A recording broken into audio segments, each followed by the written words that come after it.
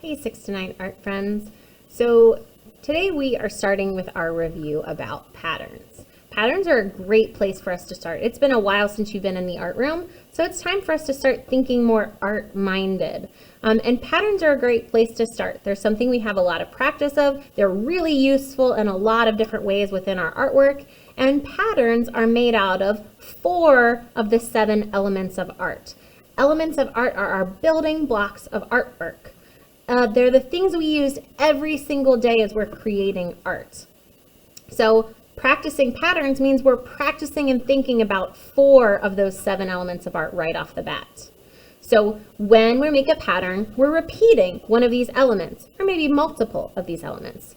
The element of color, element of line, element of shape, and the element of texture. Texture is that one that everybody has a hard time remembering. Texture is the way that your art looks like it feels or it actually feels. We make patterns out of color when we alternate our colors. We could do red, blue, red, blue. We make patterns out of lines by repeating that line style. So zigzag patterns. We repeat shapes. We can make concentric circle patterns, triangle, squares. Anytime we repeat any of the elements, we're turning it into a pattern. So the patterns are where we're going to start. You need your sketchbook and a pencil. Please make sure you're only using a pencil in your sketchbook because we don't want our marks to bleed through to the other side. Even though in my demonstrations, I'm going to use a Sharpie, that way you can really see my lines. It's hard for you to see through the video if I'm only using a pencil. So grab your things and let's start working through our pattern packet together. Okay, so your sketchbook is probably some bright color of some kind. Your sketchbook is for you to decorate on the outside, so go crazy, drawing all the things you like, write your name really big and fancy. You can decorate your sketchbook in those little random times while you're waiting in art. So your sketchbook belongs to, throw your name on there, decorate if you want. This is the page that we're going to work on. This is the page you need to finish this week. Practicing our patterns is going to help us warm up for your assignment, which I'll give to you tomorrow, where you're going to turn your name into a piece of artwork and decorate it with a bunch of different patterns. It's a pretty easy and basic assignment just for us to get warmed up. Again, this is all about figuring out, turning on that art brain, and getting back started in our art practice. Practice, too, is for making mistakes. That's what we're here for.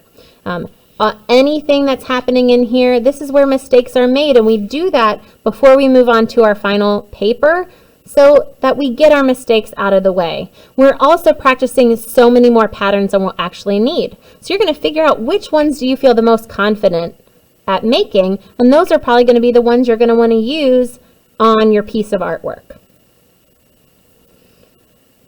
So you'll have your pencil and we can follow through together. I'm going to jump around a little bit as we go, where I think it makes sense to kind of build on these skills. And so we'll kind of start with the most basic patterns and we'll build up to the more complicated patterns.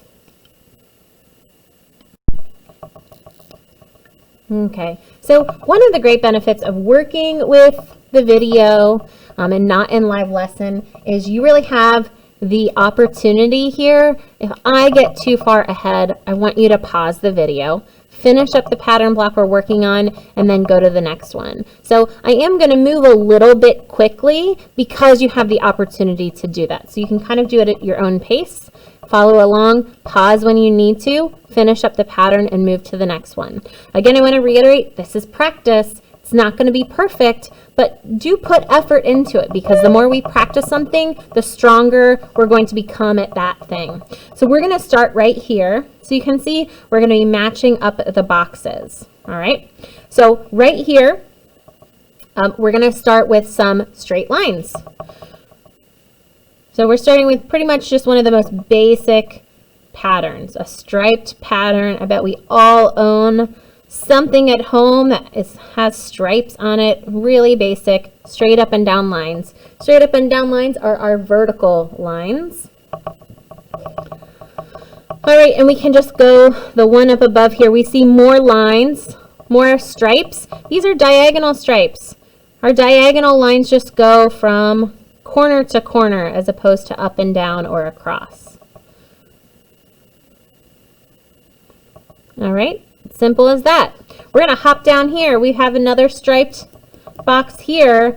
The difference between these two is the thickness of the line. If we want to make a really thin line, we want to use the very tip top of our pencil, or if we're working on our artwork and we're using markers, we'd use the very tip top. We also want to use the lightest amount of pressure. Okay, so very tip top and really lightly press down. It's going to help us make the thinnest lines that we possibly can as we make some straight up and down lines there. All right, I'm going to move up here to this box. We're just going to hop over one. You can see this one, we go from a thin to a thick line. So let's start with a couple of those thin lines. Again, light pressure, tippy top of your pencil. For the next couple, I want you to press a little harder. Can you see the difference? It's harder to see the difference on something like a mechanical pencil, but if you're using a traditional number 2 pencil, you'll definitely see the difference of a thinner or thick line depending on pressure. You can also change the thickness of your line by using more like the side of the tip of your pencil as opposed to the tip top, right? That's definitely going to show up when you're using like markers. Right, if we have one of my markers out here, you can see the tip top is going to be a small line, but we have that whole side of that marker to make a nice thick line. The other way to make thick lines is simply by taking 2 lines and coloring in between the lines. Okay, and we can just make, each time we make another line, we just widen our line outward to make a thicker line. All right, we've already knocked out 4, just various different straight lines. Now let's combine some straight lines. We've done a lot of vertical lines. Let's add some horizontal lines in there too. We're still going to start with our vertical lines. We're going to go the one up above. And so we'll start again with our vertical, our up and down lines.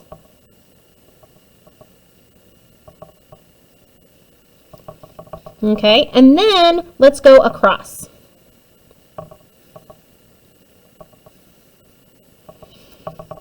Okay, so you can see we've made a crisscross pattern here. And if you color in every other one, like in the example here, you'll turn that into a checkerboard. I'll just color in a few to show you. So what I do is I go down a whole row and I go every other one, following it down the whole row.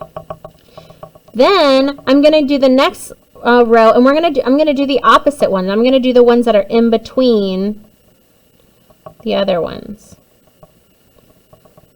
If I did the same one, it would just color it all the way in, all the way down. So I want to go alternate back and forth. So you can see this is starting to make that checkerboard pattern. All right, I'm going to stop there, but you can go ahead and finish that coloring it in. All right, we can also go under the thin to thick line example, and we can use diagonal lines to make some crisscross lines as well. So this time we'll start with diagonal stripes, all heading one direction. Remember, diagonal lines go like corner to corner. And then we're going to overlap with diagonal lines heading in the opposite direction from the other 2 corners to corners there.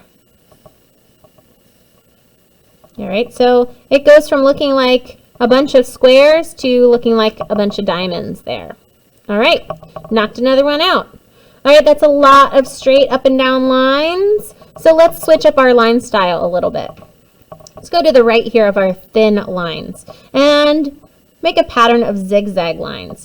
Zigzag lines are straight up and down lines. They go back and forth.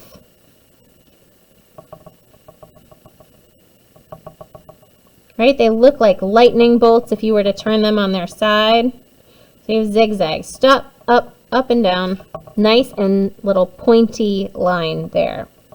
Okay, by contrast to the one next to it, which is wavy lines. So you have zigzag lines that come to a point Wavy lines just stay nice and curvy. Okay, you have a curvy S here.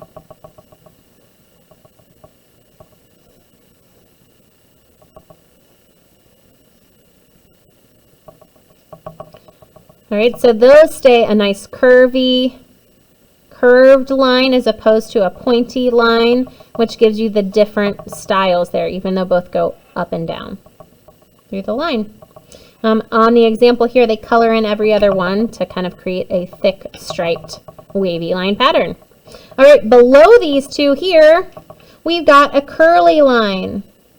Curly line looks like a roller coaster that just goes loop de loop de loop de loop. It kind of looks like a whole line of little cursive E's. Looks like a little pig's tail. Curly lines are great for obviously drawing some really curly hair too. So that gives us another line style pattern here.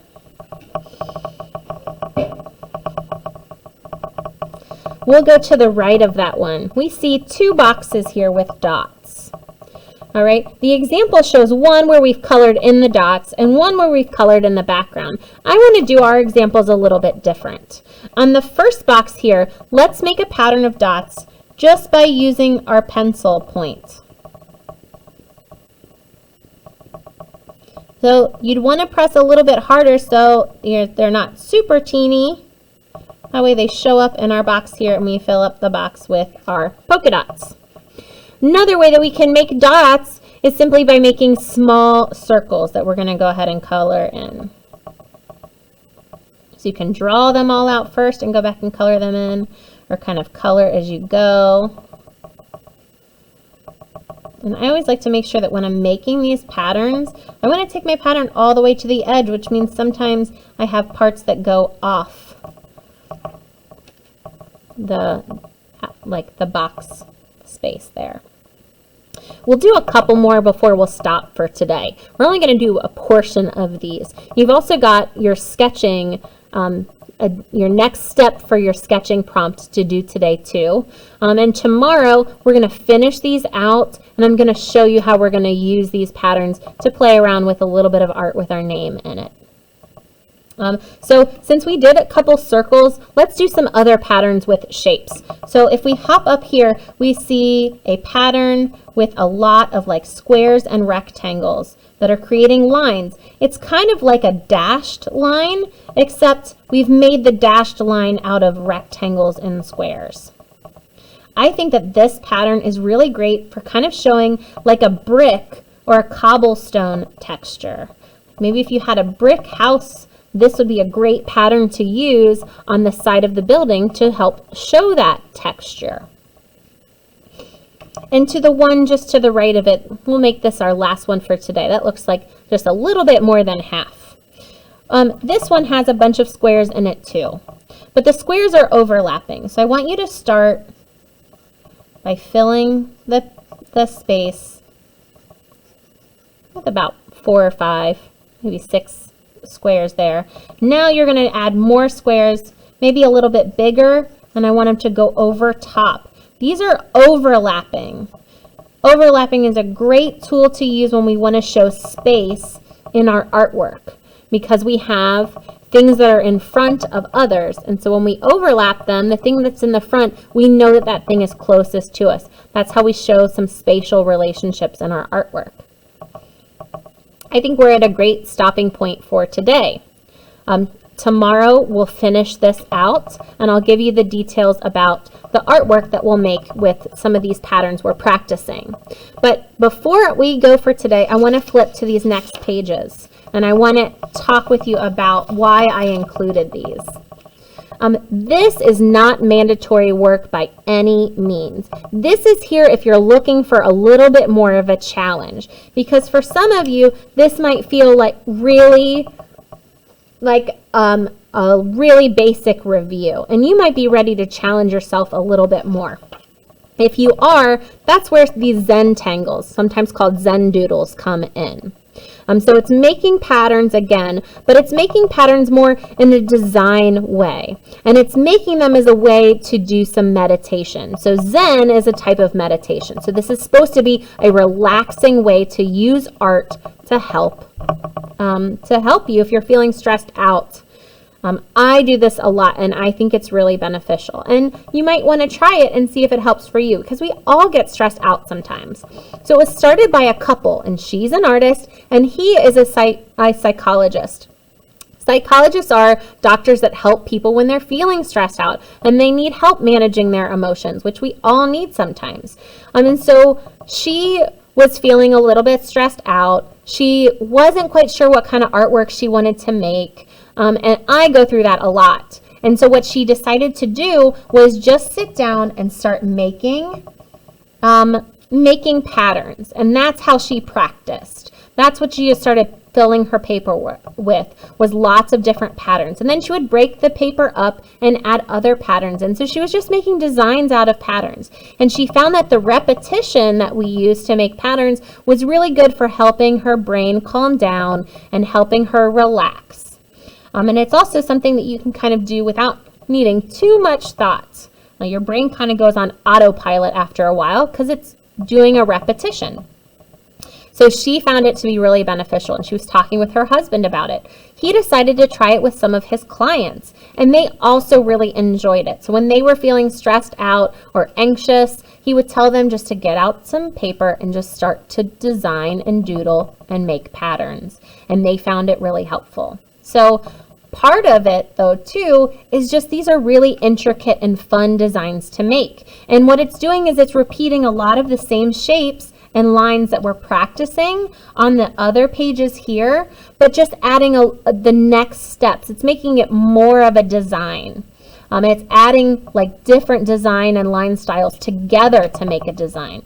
So if you want to give this a try, if some of these look like fun and you want to try to practice them here, you can do that. You can also just use this to come up with your own patterns and designs. Maybe you like some of these, maybe you have other ideas or things that you thought about from our work here. This is what this is for. This is not mandatory. It's only if you think you want to give it a try.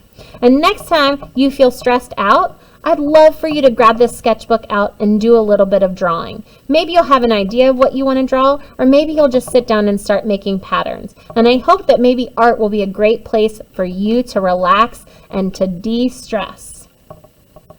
Okay, I'll see you back here tomorrow. For the next step, bring your sketchbook back, bring your pencil, and bring your spider web looking paper here. And I'm going to explain how we're going to turn this into a little name artwork. See you tomorrow.